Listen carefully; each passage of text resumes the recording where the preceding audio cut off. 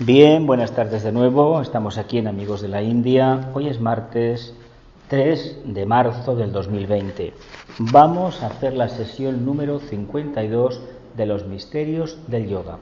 Es un libro del mismo título de Vicente Beltrán Anglada y lo que hacemos semanalmente es copiar, pegar el texto de la edición electrónica en diapositivas. Este estudiante aporta la presentación, los comentarios y el grupo ayuda en ello las reflexiones. El texto pertenece a Vicente Beltrán Anglada. Como siempre, las imágenes de los Himalayas iluminados, la superior derecha, habla de la iniciación, habla de la cima de la montaña iluminado con los rayos del sol, la prueba del fuego, la prueba iniciática, y la parte inferior podemos ver en oposición las mismas montañas nevadas y una alusión clara a la tradición esotérica o religiosa mediante la imagen de la estupa. Todas las presentaciones comienzan con esta primera diapositiva. Dice: los verdaderos esoteristas y discípulos espirituales trabajan con la sustancia débica que produce la luz, y que dos magos negros lo hacen con la sustancia elementaria que vivifica las sombras. Las sombras son aquellos vehículos construidos con la materia procedente de la anterior cadena del logos planetario, de la anterior encarnación, prácticamente de la luna, de la cadena lunar. Esos son sombras. No tienen luz propia porque en aquel periodo el logos planetario todavía a su nivel de conciencia pues no pudo transmitir esa energía reveladora que intenta en esta cuarta cadena. ¿Continúo? ¿Alguna duda? No olvidemos que somos conciencias solares. Dice: cada una de las tres notas o tonos que constituyen el aún tiene un significado especial y forma parte dentro de su riqueza expresiva de una particular misión en la tarea conjunta de crear el universo. Vemos así que la nota A es el sonido mágico que produce la actividad de la condensación de la sustancia. Como sabemos, el espacio está lleno de aquella sustancia eterna sin principio que el esoterista denomina éter, la primera gran emanación del sonido aún por medio de la nota A. Atrae esta sustancia alrededor de un centro de radiación magnética o de absorción. Y a medida que la nota resuena quebrando, tal como esotéricamente se dice, la resistencia de los éteres, se van construyendo los elementos químicos, átomos y moléculas hasta constituir una inmensa masa sólida, compacta y densa. Hay una invocación, una A, y automáticamente, ¿qué sucede?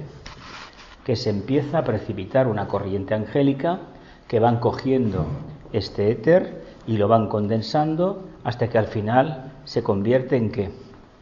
En algo tangible, en algo material, ¿verdad? ¿Para qué? Para que en el futuro se desarrolle una conciencia, ¿verdad? ¿Lo vemos? ¿Sigo? La nota U puede ser considerada como el sonido específico que determina el proceso de formación.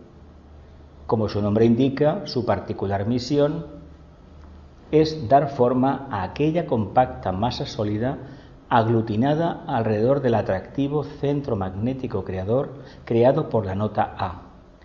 Y tal proceso de formación se inicia en las fronteras de espacio y tiempo, allí donde la A y la U se identifican e interpenetran hasta constituir un solo tono vibratorio que determina una separación de los átomos y moléculas dentro de la gran masa de condensación a la que sigue aquella actividad misteriosa e incomprensible de acoplar y reunir los átomos y moléculas por grados de afinidad química, construyendo así pequeñas estructuras que perfectamente acopladas entre sí constituirán los materiales definidos para construir el gran cuerpo universal.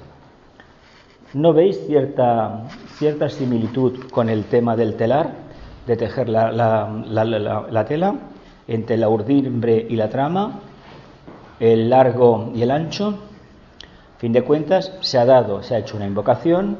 Primeramente, a nivel manásico, se ha invocado. La A equivale, la copa, el contenido es el aspecto causal. La copa, la A, equivale al aspecto manásico. La U, al aspecto emocional. Y la conexión entre el mundo más arquetípico y el mundo más denso, que sería la M. Vamos viendo cuál es el trabajo. Vale, ¿sigo? ¿Y la M qué es? La M es el aspecto físico. Ahora lo vamos a leer. Ahora lo vamos a leer. La parte más densa. Es decir, desde arriba se hace la invocación. Los ángeles comienzan a actuar. Comienzan a precipitar. Los que son de un plano construyen esa forma. Los que son de otro cogen esa forma y la van densificando. Pero no es que la vayan precipitando. Es que la van revistiendo de su propia energía, de su propia sustancia. Por lo tanto, lo que estamos viendo es que hay un esqueleto, un armazón, una que no se ve, que es la idea mental manásica, el arquetipo, que va revistiéndose de densidades hasta que al final a nivel físico lo tenemos. Es lo mismo que sucede en el momento de la fecundación, hasta que 9 meses después, ¿qué sucede? Hay un alumbramiento, ¿no? En un humano, pues es un proceso de construcción angélica. Claro, explicado así decimos qué cosa más compleja, ¿no? Y sobre todo, si conocemos un poco de eso de la espina bífida, ¿sabéis lo que es una espina bífida, no? Sabéis que, bueno, ha habido un problema en la columna y, bueno, pues hay la neura, esa sustancia que corre precisamente por la espina dorsal, por esa membrana protectora que hay, llega a la intensidad en un momento dado de que hay una alteración, un karma, lo que sea, que hace que eso no vaya por el conducto adecuado, ¿no? Entonces genera una determinada patología. Pero es que ahí, en ese líquido, está la base de lo que será en el futuro, dentro del embrión, el cerebro. Por lo tanto, si ese cerebro pues no está correctamente constituido, evidentemente el alma que lo va a ocupar es un alma que tiene unas limitaciones especiales de evolución y necesita de esa limitación física para poderse manifestar. ¿Vemos? Todo lo que nos acontece tiene una razón de ser. Todo. ¿Lo vemos? ¿Sí? ¿Continuamos? Dice, la nota M, tercera y última que pronuncia el aliento vital y constructor del Espíritu Santo, constituye el sonido definido como la concreción, lo más denso.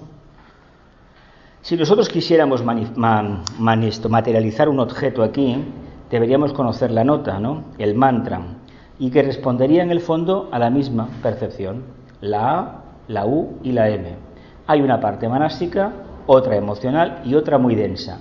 Forma de interactuar lo más denso con lo más sublime, lo mental en este caso, a través de un canal que sería el mundo emocional. Por lo tanto, todo lo que está construido por la civilización viene de una idea, de un pensamiento concretizado y necesita de esa parte emocional que te atrape, que a nivel de emocional, a nivel instintivo te coja, porque si no, no va a haber forma de que lo lleves a la práctica. Y si no, mirad cómo ha sido la civilización, la historia, y siempre ha sido la zanahoria delante de la cabeza, ¿no? Del burro, el humano, ¿no? El reino humano. Cuando esto está así, nos encontramos con un pequeño problema, que todavía estamos sometidos a una conciencia que necesita precisamente de esas señales para poder vivenciar y sobre todo para poder avanzar. No estamos hablando de algo muy elevado, sino de que necesitamos todavía unas formas que nos orienten. Con lo cual quiere decir que nos queda todavía muchísimo camino por recorrer. Dice, constituye el sonido definido como de concreción. Las pequeñas estructuras resultantes de la actividad conjunta del doble sonido AU se reducen en formas concretas y definidas, constituyendo cuerpos y organismos que pueden albergar debidamente a toda clase de almas, vidas o conciencias, emanadas del corazón del Sol, morada mística del Cristo cósmico o alma solar. Él tiene una profunda meditación, acuden sus grandes Mahadevas, sus grandes ayudantes, sus hermanos, y empiezan con su actividad a concretar, a materializar lo que el Logos ha pensado. Ha generado un pensamiento y ese pensamiento le ha dado la energía suficiente en esas tres notas, la A, la U y la M, y al final todo eso se ha concretizado. Si nos sirve de ayuda, como almas, hemos emitido esa nota para construir los vehículos de esta personalidad, esta forma que tenemos en esta vida. Por lo tanto, ese sonido está ahí. Como mónadas, en este proceso evolutivo dentro de la materia, estamos emitiendo esa nota. Claro que esto nos es completamente desconocido, es una referencia que nos aporta la enseñanza esotérica y la tradición mística, ¿no? Oriental y la occidental también, por supuesto. Pero debemos entender que todo aquello que anhelemos construir, primeramente parte de un proyecto mental. Ese proyecto se va concretizando y, por ejemplo, de los planos de una idea de 4 bosquejos realizados por un arquitecto, al final el arquitecto llamará a un constructor y el constructor acabará materializando la casa, ¿verdad? Pero olvidemos que la idea de la casa seguramente la ha tenido el propietario. Yo quiero esto así. El arquitecto ha pensado, ha concretizado una forma, un plano técnico. Primeramente empieza con un dibujo. Un dibujo es la parte emocional, pero hay que darle el sostén nada menos científico, técnico. Y ha puesto las medidas, ha calculado los pesos, etcétera, etcétera, ¿verdad que sí? Y al final el constructor, guiándose por ese plano, ha construido. El constructor no trabaja con el plano de la fachada de la casa, del color de la pintura. ¿Lo vemos? Eso es accesorio. Lo importante que es la estructura, los cimientos, ¿verdad que sí? Las vigas, los pilares, ¿verdad? Se trata de las paredes de carga. Lo demás es accesorio. Ojalá en el día a día aprendiéramos a pensar en lo que importa y en lo que no importa dejarlo para otro momento, o simplemente no pensar en lo superfluo. ¿Lo vemos? Imaginaos que queremos construir una casa y nos peleamos por el color de las cortinas, ¿no? O de las alfombras. Pues vamos bien, quiere decir que nuestra parte emocional es muy poderosa. Y si solamente nos interesa la solidez del edificio, solamente eso, ¿dónde tenemos la conciencia? Venga. Si solamente nos interesa la solidez, es decir, grandes piedras, ¿qué quiere decir eso? Mental. Nada. Material. Es decir, no tenemos sensibilidad. El mundo emocional te da esa sensibilidad. A ver, si vemos las casas, por ejemplo, del señor Gaudí, a ver, la Pedrera, por ejemplo, a Can Milà, se le llama Pedrera porque era un término despectivo hace 100 años, porque pensaba que había hecho un churro y era una cantera, no era una casa. Sin embargo, cuando uno lo mira hoy, dices, caramba, qué trabajo tuvo este hombre para buscar las piedras, etcétera, etcétera. Pero si vemos la otra que está enfrente, que es como una visión astral, la casa Can Balló, tú te la miras y es prácticamente como si fuera de mantequilla, de gelatina, por las formas que tiene. Sin embargo, esa casa tiene una estructura sólida, está bien hecha.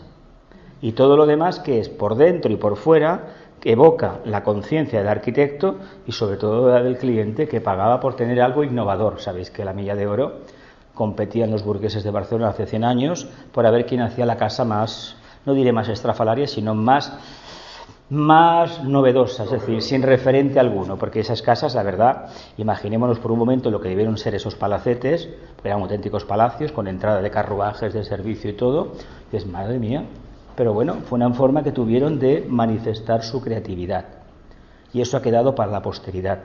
Pero te lo miras por fuera y hay casas que se le ve el carácter no de solidez, por ejemplo, la casa Mellé tiene solidez, pero la casa esta Balló, te la miras bien y dices, caramba, si esto parece Walt Disney, ¿no? Parece un parque temático, más que nada por las formas. Sin embargo, dentro no es así, evidentemente. Pero entendemos cómo funcionamos. Nosotros, si nos dedicamos a lo que interesa, si fuésemos capaces de tener la mente en su sitio, nos daríamos cuenta que lo importante es que un pensamiento claro, una idea clara para llevar a la manifestación. Y no nos perdemos el tiempo con los aderezos. Claro, tú ves la estructura de un edificio y cómo se hacen las casas ahora. Pues bueno, ya no se hacen balcones en muchos sitios, una cosa plana, tipo cuadrado, y se acabó. ¿Eso qué quiere decir? ¿Que nuestra conciencia cuál es? Antes habéis dicho densificada, material, muy de pies en tierra, no hay nada más. Sin embargo, cuando ves un edificio que realmente el arquitecto se la juega con la apariencia y con la estructura, es caramba, aquí hay algo más, hay algo más. Lo que pasa que una casa así o un edificio así, quien paga manda, ¿no? Y no todo el mundo puede, no todos los arquitectos pueden hacer lo que quisieran hacer. Tienen que cumplir las órdenes del que paga. No sé si he entendido bien. Decías que primero está la idea, obviamente, luego la emoción, y al final el deseo. La que hace un poco de catalizador. Exactamente, el deseo para que eso lleve a la práctica. Entonces, claro. Vale. Entonces la idea, tú dices, la idea sería la del propietario, no. En este caso sería la idea, el propietario es el tiene, sí, es el que va a buscar al técnico que le diseñe una casa, claro. Pero el que al final, esa emoción dice, me gusta, lo hacemos, debe ser el propietario, debe ser la emoción. Claro, y además fijaos que cuando se va a hacer una casa, el arquitecto necesita el plano del terreno. ¿Ves? Por eso es tan importante lo que hizo el Logos. El Logos tenía una cuadrícula, o un círculo no se pasa. Sus mentores, el Logos de Sirio, las Pléyades y la Osa Mayor, dijeron, te toca ahí te toca trabajar. Bueno, haces un círculo no se pasa, coges una parte del éter primigenio, cogido con un karma que tiene cósmico, y tuyo también, y nuestro también, para eso te pones a colaborar con nosotros. Él hace el círculo no se pasa, lo mantiene en su conciencia, comienza la invocación, y esa invocación todavía no ha acabado. Y el día que acabe, ¿qué pasará? El sistema solar se colapsará. Es decir, esa idea está. Y además, el arquitecto siempre querrá conocer el terreno, porque lo necesita. Esto es como el que va a un sastre. Hágame un traje, tendré que tomarle las medidas, ¿no? Me explico, con lo cual quiere decir que todo aquello que se va a hacer tiene una finalidad clara. Uno no se va a construir un cuadro, por ejemplo, un traje, una camisa, sin conocer las medidas del cliente y sus apetencias, ¿verdad? Por lo tanto, si esto lo trasladamos a nosotros mismos, focalicemos la conciencia en aquello que merece la pena y no perdamos el tiempo en vanidades, en cosas que no tienen ningún sentido. Y siempre con un resultado práctico. ¿Lo vemos? No es maravilla. Dime. No, dime. Aquí en el libro, cuando habla que atrae la sustancia alrededor de un centro de radiación magnética de absorción, ¿ese centro es la idea? Ese centro sirve la idea concretizada, porque tiene como magnético, tiene una parte inferior. Magnetismo, la radiación es un aspecto superior y el magnetismo corresponde a los chakras inferiores, por ejemplo, sacro, básico y plexo solar. Claro, sí. Es que por eso te os decía antes que tiene que haber ese mundo emocional, ese mundo de agua, porque estamos en un planeta que todo es agua, no podemos salirnos de la norma del logos. A ver, es que funcionamos, los humanos funcionamos a través del deseo. Yo no sé cómo funcionarán en otros sistemas en otros planetas del sistema solar, porque pensar en otros sistemas solares es perder el tiempo. Estamos donde estamos y bastante trabajo tenemos. Por eso, si nosotros, pues os decía antes, que el sastre va a construir va a hacer la camisa, coge una tela. La tela está ahí. Entonces, como se dice siempre, tengo una gran idea, pues mire usted, eso lo escuché al señor Cela cuando le dieron el premio Nobel, pues mire usted, aquí tiene 1000 cuartillas, aquí tiene la tinta y desarrolle la idea. Es que todo está tocado, es cierto, todos los temas en el cine y en la literatura y en el teatro ya se han tocado miles de veces. Pero lo que importa es que tú le des una característica que lo haga diferente a los demás, una impronta tuya personal. A ver, los damas de los celos se conocen de toda la vida. Sin embargo, el señor Shakespeare, o quien fuera, si es que fue realmente el maestro Rákóczi, el que le inspiró, porque se cree que fue él, realmente, pues, a ver, relata algo. Yo no sé si habéis leído la obra de teatro, son pocas páginas, y los diálogos tienen algo que te cautivan. Lo mismo con Romeo y Julieta, lo mismo con La vida es sueño, o lo mismo con El Quijote. Sí, lo digo esto por las cosas o las referentes de algunas, por ejemplo, el Avaro de Molière, o la Divina Comedia, o textos así, o por ejemplo, incluso, que es todos son versos, lo de la Ilíada y la Odisea, no es un texto en prosa, que va, eso es un canto. Pues esto lo miras, dices, caramba, tiene cierta lógica, me atrapa. ¿Por qué me atrapa? Porque internamente resuena, porque está hablando de un arquitecto, de un arquetipo, de una idea muy abstracta, que en cierta medida, como uno está conectado con el alma, es decir, trabaja un poquito con la mente abstracta, evidentemente aquello le resuena. Y a fin de cuentas, ¿cómo acaban estos dramones? Acaba el mal. ¿Qué nos están diciendo? Pues lo que las escuelas de misterio de la Atlántida y de la Grecia y de Roma, sobre todo de Egipto y Babilonia, te decía, el alma humana tiene limitaciones. Y a través de esta obra de teatro, de esta representación, queremos darte a entender cuál es tu problema. Claro, ¿qué hacía muchísima gente? Se quedaba mirando aquello, pero no entendía que estaban hablando de uno. Por eso ellos iban con máscaras, porque eran compañeros de él, que para admitirlo dentro de aquella logia, de aquellos misterios, se disfrazaban y hacían papeles de los problemas que él debía solucionar antes de ser admitido. Pero esto es complicado. Hoy en el día a día, ¿qué hacen? ¿Qué hacen los seres del karma? Pues cualquier problema que tengamos, si lo queremos solucionar y no nos quedamos en casa y nos movemos, nos vamos a encontrar delante nuestro la antítesis, lo contrario. ¿Y qué hay que hacer? Buscar la síntesis, el punto neutro. ¿Lo vemos? ¿O no? ¿Sí? Vamos a continuar. Dice, podemos decir que consumada esta fase decir que consumada esta fase ha sido cumplimentada la tarea universal encomendada a la actividad creadora del Espíritu Santo a través del triple sonido aún. Cuanto se realice a partir de aquí y como continuación de un trabajo que ha durado millones de años, será solo una tarea mágica de constante renovación y estructuración desde el centro mismo de la forma, llevada a cabo por el alma o conciencia que se agita en su interior. Vamos a ver, si tomamos por válida, por cierta, vamos a decir que sí, no los 18 millones de años, sino 21 millones 200 y pico mil, que eso aparece en astrología esotérica, el tibetano al principio lo pone más o menos. Damos por millones 200 y pico mil años solares hace que se produjo el momento de la individualización, suponiendo que procedamos de la cadena terrestre, que seamos hijos de la Tierra. Si somos de la cadena lunar, seguramente que encarnamos en la quinta subraza de la raza Atlante, la parte más mental, ¿no? La parte final ya, ¿no? Entonces, si damos por válido eso, imaginaos, hemos llegado donde hemos llegado, tenemos esa referencia histórica que nos puede servir de poco, si tenemos un poquito de conciencia, tal vez de mucho. Imaginaos si a esos 21 millones corresponden, pongamos el caso, 2.000, 4.000, 5.000 encarnaciones, imaginaos el trabajo que hemos hecho para llegar aquí. Y uno se pregunta, pero bueno, ¿tan burro he sido en vidas pasadas? ¿Tan duro de mollera he sido? Pues sí, porque además esto va, de hecho, de una manera, va tejido de tal forma que 2 encarnaciones hacia adelante, en otra te dejan en espacio neutro, ¿y qué haces? Retroceder. ¿Por qué? Porque te han construido con una materia que viene de experiencias pasadas y hay que, como no hay que el estímulo, aquella zanahoria que me impele ir hacia adelante, ¿qué hago? Retrocedo, me quedo donde estoy. ¿Qué quiere decir? Que no avanzo. ¿Lo vemos? Si en esta encarnación nos hemos adentrado en este sendero y hemos llegado no al 10 como nos pedían, el 10 para nosotros, para lo que sea para cada uno, no el 10 perfección absoluta, sino cumplir con aquello que nos habíamos planteado. Si llegamos un 80%, más del 75%, adelante. Que nos quedamos al 50%, lo más probable es que la siguiente encarnación, en lugar de avanzar, retrocedamos. ¿A qué? A lo conocido.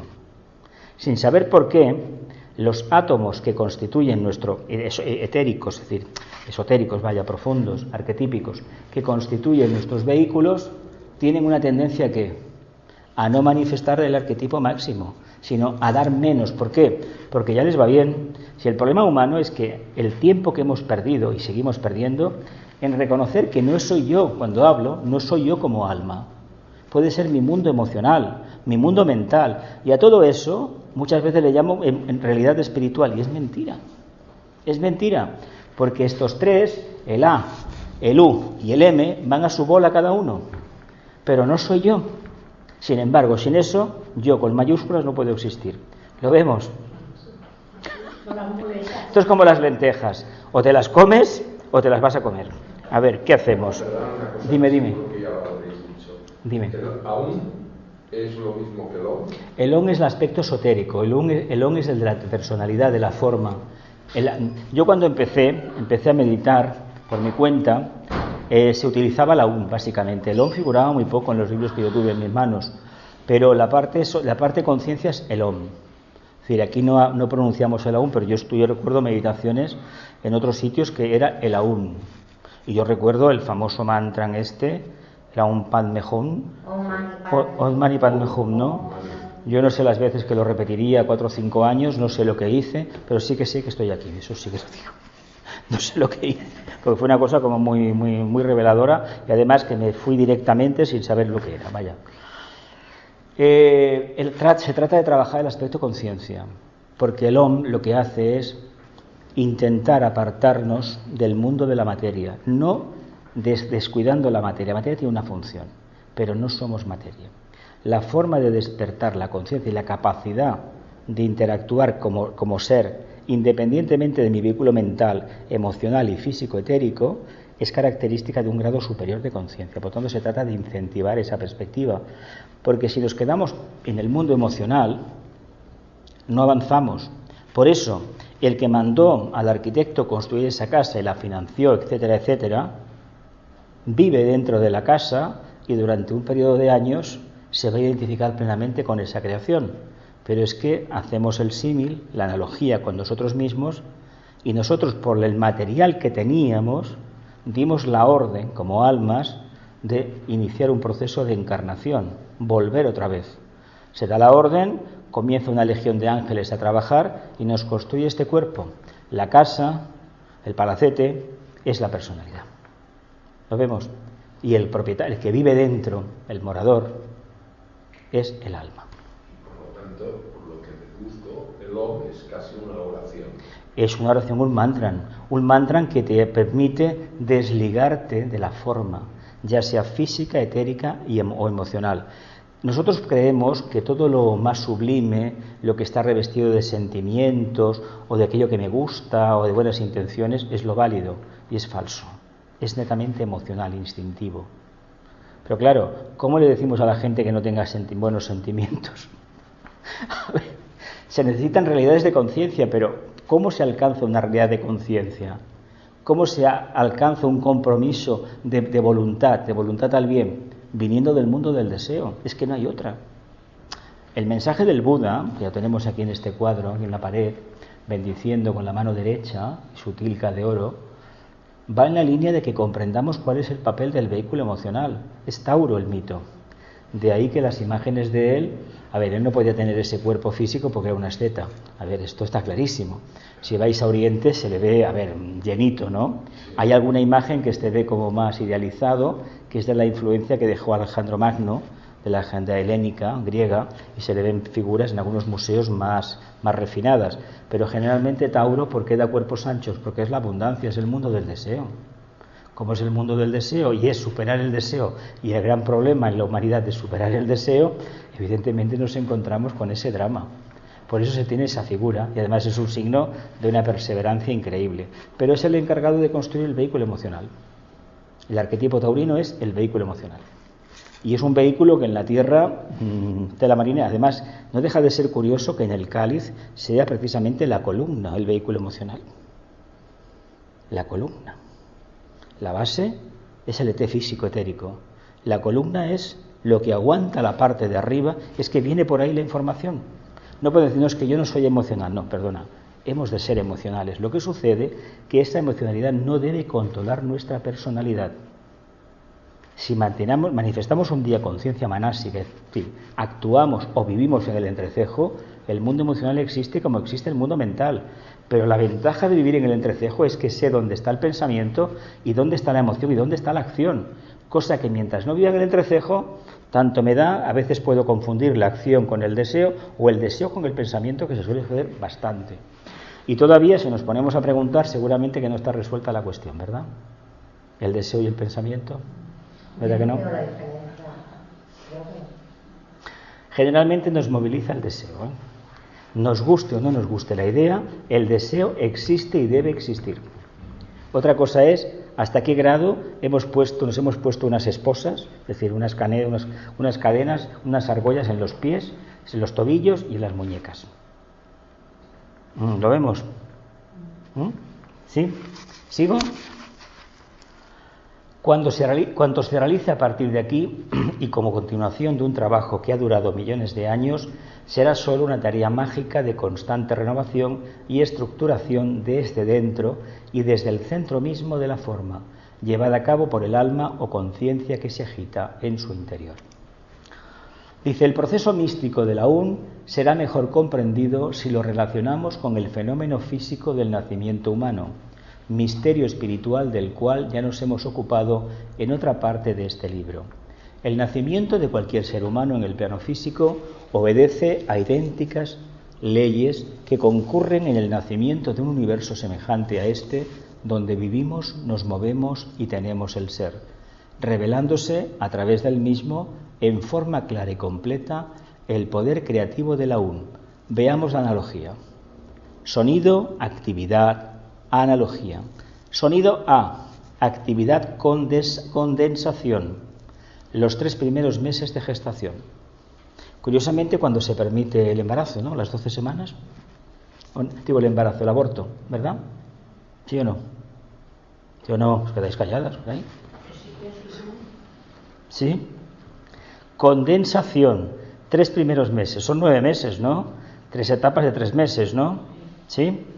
La U, formación, los 3 siguientes. La M, la concreción, los 3 finales.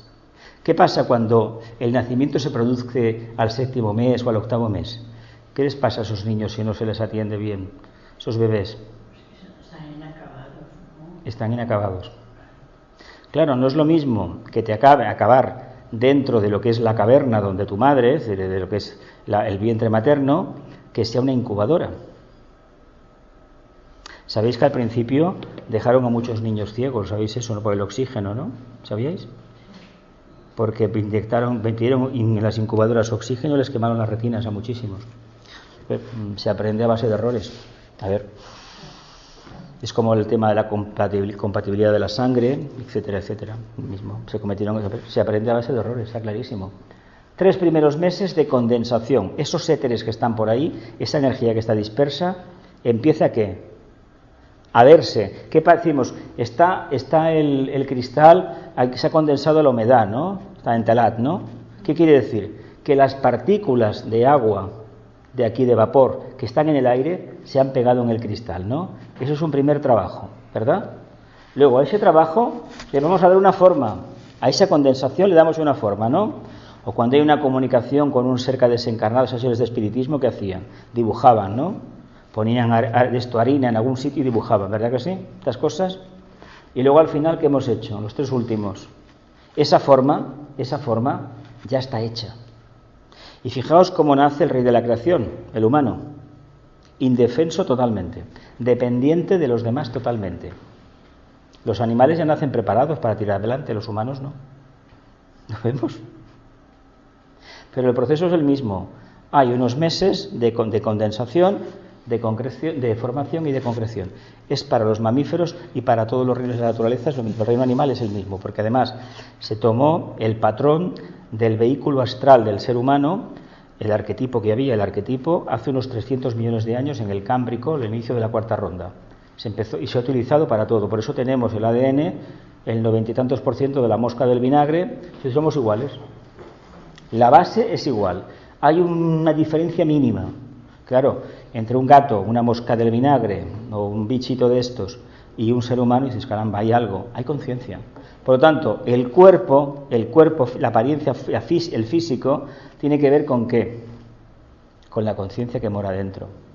Y eso que en el reino animal hay animales como el elefante, el cachalote, ¿qué más? El delfín, el perro San Bernardo, y bueno, y las abejas, que son una maravilla, que realmente tienen una conciencia increíble. El caballo, por ejemplo, tiene una conciencia increíble. Son animales que les falta hablar, y a algunos perros les falta hablar, eso es cierto. Y otros mejor que no hablaran, porque si hablaran, pondrían a los dueños de aquella manera, ¿no? Es una preconciencia, ¿no? Sí, es conciencia de masa. De todas maneras, los instintos de los animales a veces son mejores que los de muchos humanos. Es curioso esto, ¿eh? También es verdad que no tienen una mente individualizada, por tanto son netamente instintivos. ¿Por qué no tienen tanto de lo? Bueno, por eso, porque no tienen mente. Ellos, a ver, el amo me cuida, el amo lo defiendo, ya está. Es así. Son primarios. Esto es muy curioso, además son profundamente fieles. Es una creación humana. Se dice que, bueno, se decía hace años, que si pones a una persona dentro de un maletero de un coche y pones a un perro, el otro te va a odiar, otro te va a estar contentísimo de que te ha visto. Pues claro. A tu mujer. Exactamente, sí. Pero como la semana que viene es el día del domingo que viene, el día de la mujer trabajadora, todas las mujeres son trabajadoras, por cierto. Todas. Exactamente. Y además, si conocéis de dónde sale esa idea de celebrarlo, de lo que hizo ese señor hace 101 años, de la marinera. ¿Continuamos? ¿Sí? Dice, al finalizar un periodo de 9 meses, que es un ciclo de tiempo regido por el poder vibratorio de la UN, el alma humana puede reencarnar en el cuerpo así preparado. Al finalizar un periodo de 9 meses, que es un ciclo de tiempo regido por el poder vibratorio de la UN, es decir, los 3 meses de condensación, los 3 meses de formación y los 3 meses finales ¿de qué? De concreción, condensación, formación y concreción. Muy bien. El alma humana puede encarnar en el cuerpo así preparado. Sin embargo, ¿qué distingue a este cuerpo de un cuerpo realmente donde el alma se ha aposentado ya? ¿Qué es lo primero que se desarrolla en el feto? ¿Y el corazón por qué? Porque es la voluntad de la mónada tirar adelante el proyecto. Los 7 primeros años, la mónada tiene un interés especial, una energía especial. Los niños sabéis que tienen una capacidad de inmunizarse muy grande, pero resulta que con todo lo que hay hoy en día de productos alterados, esa capacidad la han perdido. En el pasado morían muchos más niños que ahora, por las condiciones ambientales y de higiene. Y además que eran unos karmas muy difíciles y por lo tanto pues se producía la mortalidad infantil a unos niveles escandalosos. Hoy en día cuando muere alguien, un crío, un recién nacido, hombre, es un palo, para un hospital es un palo, para el departamento de neonatología es un problema, un auténtico problema, y para los padres es un suplicio, evidentemente. Pero entendamos que primeramente empieza a funcionar el corazón, después que funciona el hígado, ¿no? Más o menos, o el páncreas, que empieza más o menos, y se va desarrollando que la espina, ¿no? Dorsal, y de ahí va subiendo una porción de esa neura y va formando al final ¿qué? El cerebro, ¿no? Entonces, detrás ¿quién está? La mónada, evidentemente. Lo último que se para siempre es el corazón, recurrente, ¿no? Y todas las autopsias lo mismo. Me acuerdo de mis padres, parada cardiorrespiratoria, sí, claro, pero ¿qué había antes? Solamente queda eso. Lo cual es un sarcasmo, porque ya sabemos que sin respirar como que no. ¿Lo vemos? Curioso que en esto del coronavirus han dicho que los que tienen más resistencia... Los niños, no te preocupes que se la cambiarán. Ya harán algo. Ya harán algo con algún caramelo, con alguna papilla, ya lo veremos. Pero a ver, eso es un experimento de laboratorio, una patente. Y se llama una patente de raíz genética. ¿Qué van a hacer con esto? No lo sabemos. Yo os digo una cosa, independientemente de que sea una catástrofe mundial, como quieren, no se van a salir con la suya. De la misma manera que no hay sistema informático en el mundo infalible, porque no lo hay, porque siempre aparecerá alguien en otra parte que vea cómo funcionas tú y por un interés u otro, vaya. Además, lo que hemos visto en los últimos años de muchos hackers que han ido a destapar vergüenzas, pero no han hecho mal en el sentido. Lo único que han hecho es decir, predicáis esto, pues aquí tenéis el ejemplo. Y eso en el fondo indica que Plutón está limpiando debajo de la alfombra. La ha levantado y estaba de porquería hasta las narices. Sí, a ver, esto es algo que tiene que dar claro. Dime. De manera que salir esto, el otro día leí una noticia que decía un hallazgo sorprendente. El primer latido del corazón en un feto se produce a los 16 días. Del embarazo, de la fecundación. 16 que sería un 7, ¿no? Más o menos. Sí, un 7. 16 días, qué bonito, ¿eh? Sí, lo pongo la 16 días. La verdad es que empieza a crecer y es increíble en qué poco tiempo ya está. Días, sí, después de la concepción.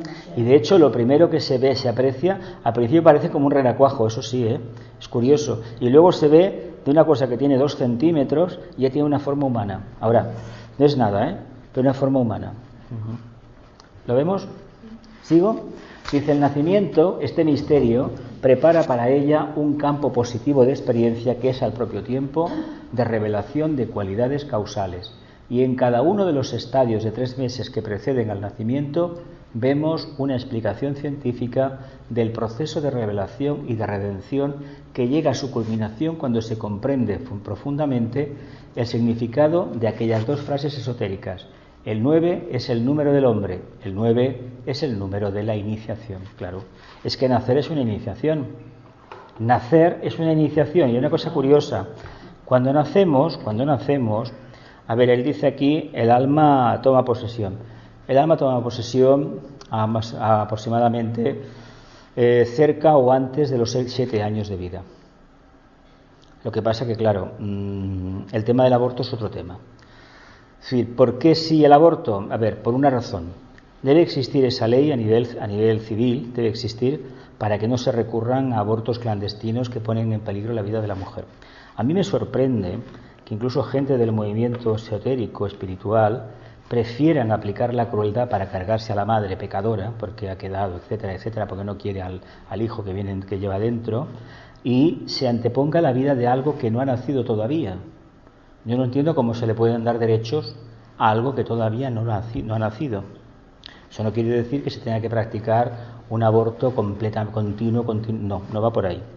Hay otros métodos como dejar en adopción. Esto es algo que se debería de considerar y es un método mucho más importante. ¿Y el por qué a nivel esotérico no? Porque la relación para establecer un nacimiento procede, sabéis muy bien, de una relación sexual. Si los humanos fuéramos responsables de nuestros actos, seguramente que el tema de la sexualidad se viviría de otra manera. ¿Me explico? El sexo sin amor esotéricamente no se acepta. Porque no es lo mismo tener una conciencia elevada y cumplir, como se decía esotéricamente antes, con la raza, con la humanidad, aportando unos cuerpos que encarnarán unas almas. Si tengamos en cuenta que los padres, han contribuido a formar el cuerpo y evidentemente son el sostén, es decir, la ayuda a un alma que necesita de una ayuda, una profunda ayuda y mucho amor para tirar adelante. Pero llega un momento, 18 o 20 años, que los polluelos deben volar por sí mismos. Es decir, deben ser independientes, con lo cual la responsabilidad será de ellos. Por los primeros años, el karma es muy curioso lo que hace. Cuando ha nacido un niño, me imagino que os ha pasado a lo mejor con vuestros hijos, sobrinos o nietos, los primeros meses son encantadores. Cuando tienen 2 o 3 añitos son una maravilla, pero algunos ya despuntan, dicen claramente lo que van a ser. Cuando tienen 7, 8 o 10, dices, ya tenía yo razón de lo que vi. Cuando tenías 3 años, que me hiciste esto o lo otro. ¿Por qué? Porque ahí es donde se nota, el que tiene ojos para ver ve, sobre todo los abuelos, se dan cuenta a los 3 años, uy aquella, y es verdad. Y eso se acaba cumpliendo. Pero no porque uno proyecte un pensamiento, no, porque eso es el karma de la propia alma. Por lo tanto, esas eskandas de la tradición budista, que se manifiestan a partir de los 2 años y medio, 4 o 5, te empiezan a decir es el karma de cada uno. Y esa es la diferencia que hay entre esos niños que tienen un añito o meses, que son encantadores, tendrán sus rabietas, pero son encantadores, ¿verdad? Y a partir de ahí parece que pierdan todo. 3 años, 4, 5, ya el alma empieza, aquí estoy yo, que es cuando se empiezan a aparecer ciertos rasgos que te acompañan toda la vida. Dicen que la enseñanza, o sea, el desarrollo intelectual, me parece que es hasta los 7 años. Sí, sí. Y a partir de ahí ya vives de inercia. Claro, es que los 7 primeros años, por eso es tan importante que todo lo que se aprende de los nacimientos a los 7 años te va a acompañar toda la vida, toda la encarnación. Por eso es muy importante que al crío, a la persona que ha nacido, sea tratada con un cariño extremo. Y hay muchísimas tendencias que no quieren que se les enseñe nada porque se están construyendo enlaces, sinapsis, enlaces neuronales que no son apropiados para su edad. Es decir, se les debería enseñar a jugar, a participar en grupo, para que salga esa parte emocional y no tengan que salir después a los 40 años con una depresión o un mal rollo personal. Y de hecho, hasta los 7 años es la parte física. Nosotros cuando hablamos de vehículos, el cerebro es el que canaliza el rayo del cuerpo físico. Es el cerebro. No, es que no existe. Es decir, el cerebro es la parte más densa de la conciencia, no el cuerpo físico. Lo que pasa es que, claro, no lo decimos así, pero lo que importa es el cerebro. Si falla las conexiones neuronales, ya lo demás se perdió. ¿Y qué le pasa con estas enfermedades de degeneración neuronal? ¿Qué sucede? Parkinson, sobre todo Alzheimer. ¿Qué sucede? Que cuando se pierde lo de arriba, es demás, cuando se ven las radiografías, los escáneres, y te dice el neurólogo, mira, esto está muerto, esto está muerto, pues al final se apagará todo y quedará un vegetal. Es decir, esto lo he vivido personalmente y es muy duro. Y cuando se lo enseñan a un ser que tiene 45 años y hijos pequeños, dices, caramba, ¿qué ha pasado? Bueno, es un proceso de abandono, que nos vamos. Todo es muy importante los 7 primeros años, pero de los 7 a los 14 hay otro pequeño problema, es la construcción del vehículo emocional. Es saber si el plexo solar hacia dónde se va a encaminar, hacia lo más denso o hacia lo más sublime. Porque ahí están las buenas intenciones, los anhelos, los deseos del mayor bien para el mayor número. Lo que sucede es que cuando se tiene esa edad no se sabe ver, o se cree en un Dios, o se cree en una conciencia que no sabe uno lo que es, o se cree en los Reyes Magos, en Papá Noel, y al final, a fin de cuentas, la idea de Papá Noel y de los Reyes Magos es la tríada espiritual, hablando en plata, el A, la U y la M, es ni más ni menos que eso. Pero cuando hablamos del Papá Noel, o de ese señor que me traía los caramelos, los juguetes, del padrino, en el fondo estamos hablando de la idea del ángel solar, aquel que con su presencia, que no conocemos por supuesto, con su influencia, nos hace despertar como mónadas en encarnación. Claro, la literatura lo exprime de una manera, las creencias de otra, pero el significado esotérico profundo es que hay una ayuda, y además le podemos decir, ¿quién es este ángel solar? La propia mónada en este sentido. Esa ayuda que uno anhela de pequeñito es uno mismo. Lo que pasa es que así no se te puede explicar. Se te tiene que explicar con el aderezo de que viene del norte, ojo, la tradición. ¿Y el norte por qué? Porque si el norte lo miramos desde la perspectiva de mi cuerpo físico, es la cima de mi cabeza. ¿Sí o no? Es como, hemos subido al Everest, una iniciación para la humanidad.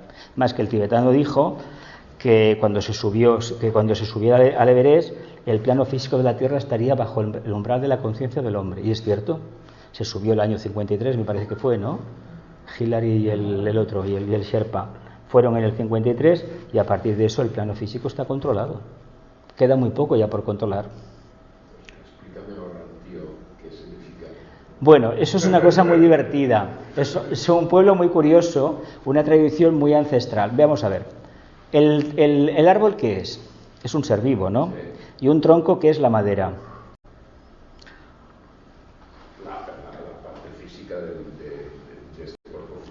Carpintero, ¿qué significaba?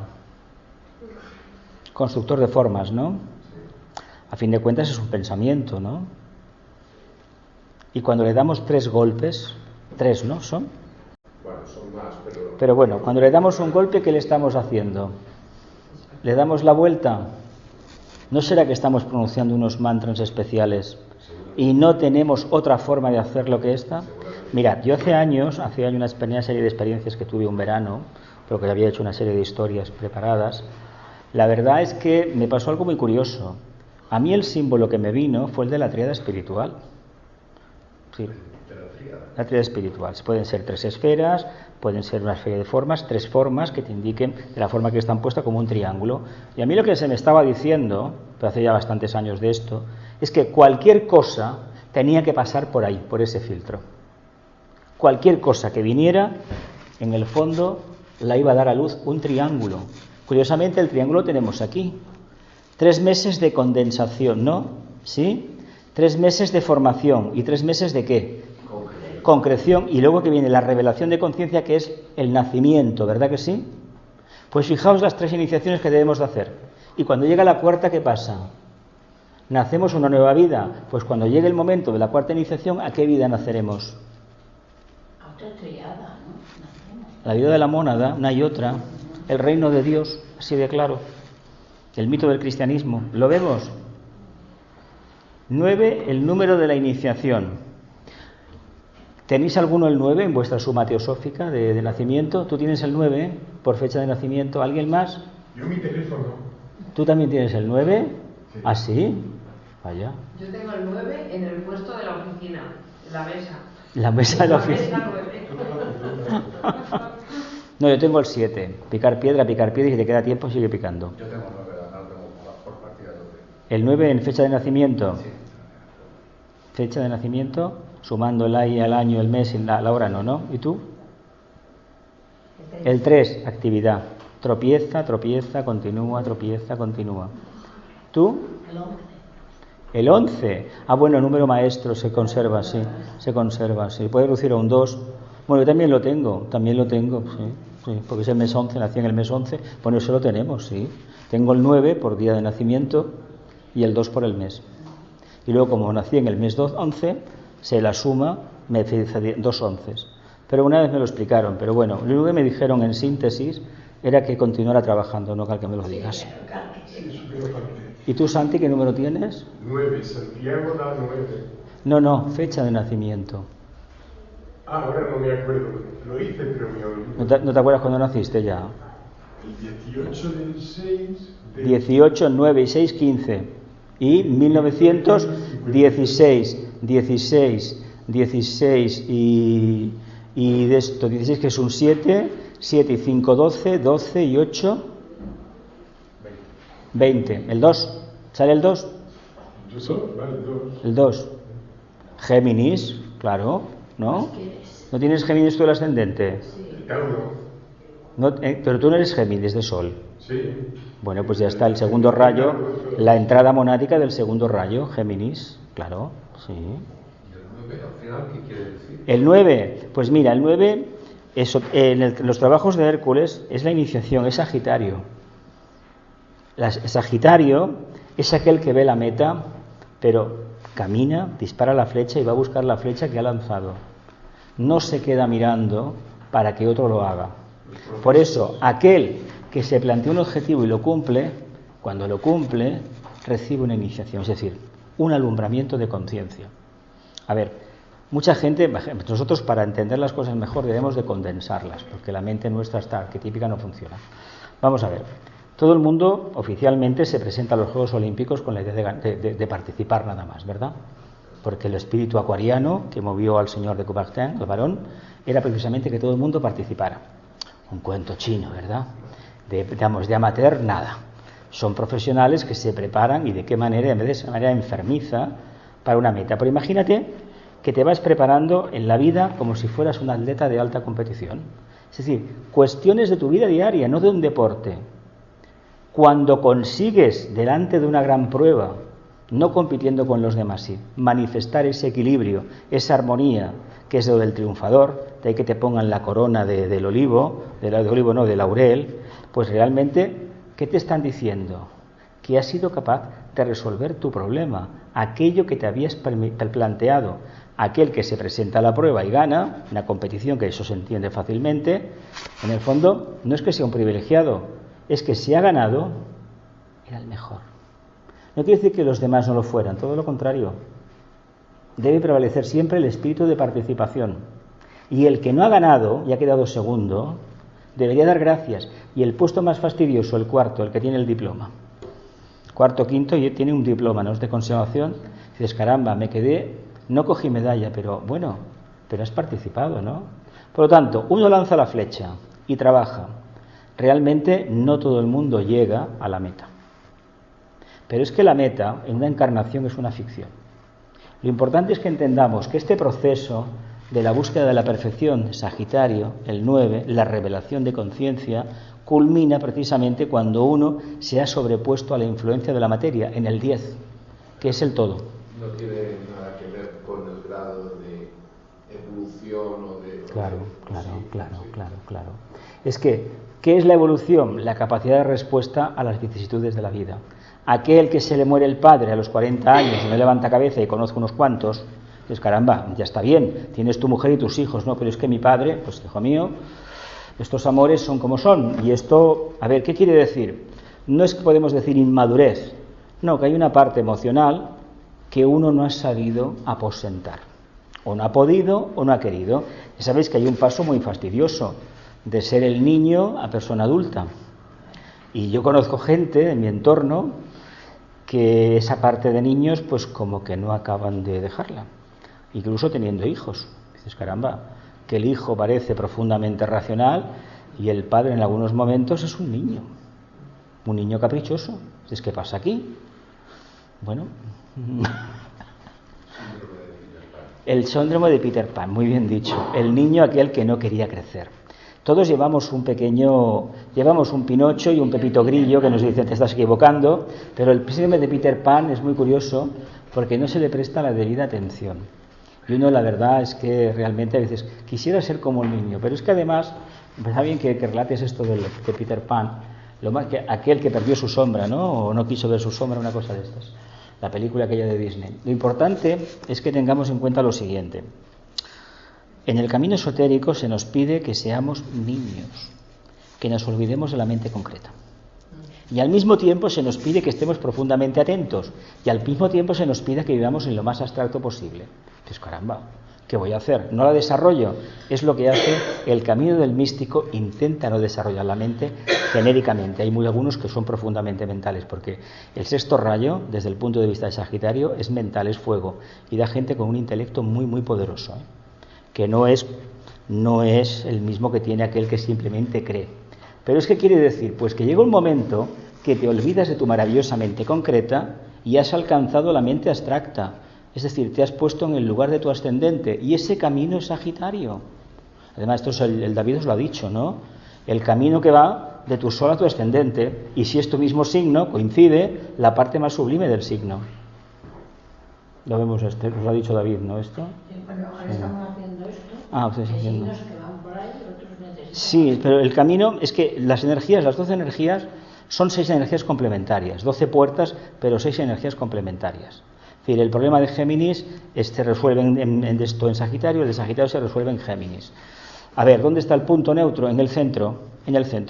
Por eso es muy importante de que pudiéramos vivir un día, como cuando llegue el momento, en el centro de la rueda zodiacal. Por lo tanto, las 12 influencias estarían sintetizadas en un servicio. La nota clave de este signo dice, de este trabajo, abandono el hogar del padre y retornando salvo. En realidad, retornando, sirviendo, alcanzo la culminación, la cima. Una cima de una conciencia que hoy por hoy es bastante indescriptible, la de la cuarta iniciación. ¿Lo vemos? Queda esto del 9 más o menos. ¿Cómo se llamaba el número áureo? Fi, ¿no? El número fi, ¿sí? Era 1 y pico, ¿no? Entonces se lo debemos, lo del 9, ¿a quién se lo debemos? A Pitágoras, ¿no? ¿Sí? Y el pie también, ¿no? Aunque era de los babilonios. El fi es el áurea, la proporción áurea, 1, algo es. Y el otro es el 3, 14, 16. Sí, es el pi. Y la proporción áurea es la suma siempre con los siguientes, ¿sabes? Y hay una relación de 1, y pico, es. Sí. 1 algo, 1,13 o no sé cuánto es, algo así. ¿Queda clarito? Más o menos, ¿sí? El círculo no se cierra porque es un decimal infinito. El círculo no se cierra. O sea, es una espiral porque hay un punto de fuga. Hay un punto de fuga hacia arriba. El círculo. Claro, evidentemente. El Sahasrara. Claro, es que no se puede cerrar. Estaríamos muertos. A ver, tú imagínate ahora la imagen desde el punto de vista humano concreto, al logos emitiendo su sonido. ¿Qué veríamos? Una profunda espiral de ondas concéntricas. Pues eso es el mundo. Y eso somos nosotros también. Imagínate, en el lugar que sea, una antacará, una rueda, que es ni más ni menos que una proyección de anillos, infinita, que van ensanchándose a medida que se van precipitando. Y esos anillos, vamos a ver un lenguaje más sencillo, se van formando hasta que al final se materializó. Así funciona la materialización. El ojo de toro. El ojo de toro, el ojo de Tauro, el ojo de Buda, ¿no? El ojo de Horus, el ojo que todo lo ve. El tercer ojo, la intuición, la iluminación. ¿Sí? ¿Queda claro? Vamos para adelante. Dice, la analogía es perfecta en este caso si tenemos en cuenta que dentro de un proceso normal y natural es al cabo de 9 meses que se realiza el drama del nacimiento físico y que es a través de un ciclo de 9 edades de tiempo regidos por el mantra Aum, preparando los caminos del Señor que se van manifestando cíclicamente las 3 triplicidades, monádica, causal y personal, y pueden hacer así a la vida espiritual el alma del iniciado. Mira, reímos otra vez. Es a través de un ciclo de 9 edades de tiempo, regidos por el mantra Aum, preparando los caminos del Señor, que se van manifestando cíclicamente las 3 triplicidades, la monádica, la causal y la personal, y pueden hacer así a la vida espiritual el alma del iniciado. 3 por 9, 27, ¿no? Reducido a un dígito, el 9, ¿no? La revolución de Saturno son 28 años, ¿no? 4 por 7, ¿no? 28. Bien. ¿Qué más podríamos decir aquí? Venga, va. Lo de Saturno El planeta del karma, el planeta del karma. ¿Cuántos años tarda? 78. Sí. 78. Pero son 28 años sin dar la vuelta. En dar la vuelta. Vale. Son los astrólogos, están estudiando astrología. Adelante. Tú también, ¿no? ¿Estudias astrología? 28 años. 28 años. 28. 56 años, claro. Eso es, además es el octavo septenato, es fulminante. Una amiga mía el año pasado, el mismo día del cumplimiento, tuvo un accidente y meses después, adiós, muy buenas. Es así, esto es así. Pero ¿los septenatos dicen algo en vuestras vidas? ¿Os ha pasado algo a los 28 años? 4 por 7, 28, ¿eh? Totalmente. ¿Y a los 35? Porque si a los 14 años teníamos el vehículo emocional construido, a los 21 se espera que el mental esté construido. De ahí estos estudios. Y a los 28 la personalidad. Y a los 35, si todo va bien, el alma esté plenamente manifestándose a través de la personalidad. O un alma ya integrada, con una fusionada con la personalidad. En la práctica eso no es así. Hay gente que emocionalmente no está resuelta a los 50 años y a los 60. Por eso todo aquello que no aprendamos en las primeras etapas, como que no. ¿Lo vemos? Problema. ¿Qué hemos aprendido? Ya tenemos cierta capacidad de mirar en perspectiva y de forma desapasionada. ¿Qué cosa aprendimos de pequeños que nos ha ido de maravilla? Que cada uno lo piense un momento. Cuando dices de pequeños, ¿de qué edad? Pues hasta los 10 años aproximadamente. ¿Y qué cosa vivenciamos de pequeños que no queremos nunca más? Eso sí. O sea que lo que no queremos, lo que no nos gusta, es lo que ha quedado manifestado. Bueno, generalmente en los primeros años, lo que pasa es que esto es muy arquetípico, y pensad una cosa, en contra de lo que se cree, el nacimiento no es ningún accidente, está muy bien regulado por una legión de devas increíble. Pensad un momento, si nos colocan en una familia que la mayoría tienen ciertas dificultades para entender la vida, o la entienden de una manera muy personal, muy particular, muy egoísta, alguna cosa debemos de aprender, ¿eh? Y la forma de realmente manifestar que uno es un alma avanzada, aunque esta palabra no se conozca, es precisamente sobreponiéndose a esas limitaciones. No se trata de poner la otra mejilla en sentido literal del término, se trata de aportar soluciones satisfactorias, haciendo ver a los demás que la idea es de ellos.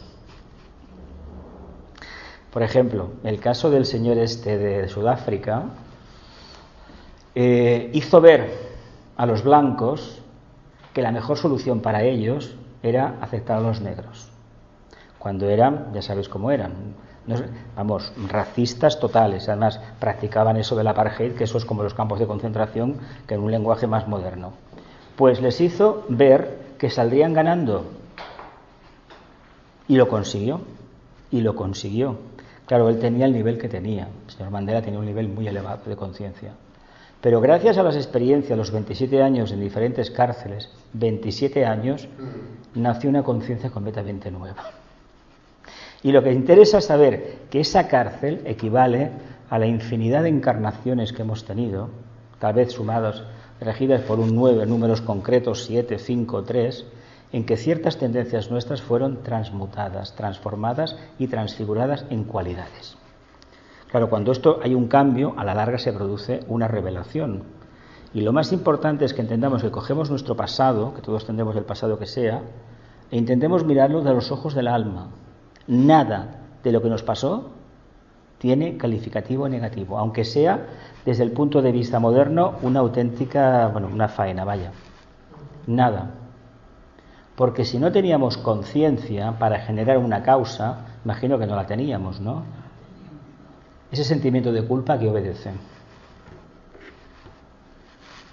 Y viene de la infancia, no viene de la juventud, viene de la infancia.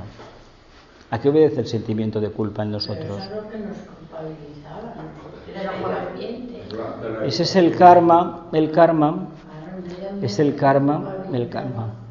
Eso es la ley del karma famosa. ¿Dónde nos ha tocado el karma? en la parte más sensible, donde más nos duele, nuestro mundo emocional. Las grandes heridas humanas son emocionales. Ojalá fueran problemas. Es que yo pienso que la luz, tú piensas que la luz. No, no es una discusión filosófica. Es algo que no tenemos capacidad de entender. Cuando vivimos dentro del plexo, claro. Más instintivo. Claro.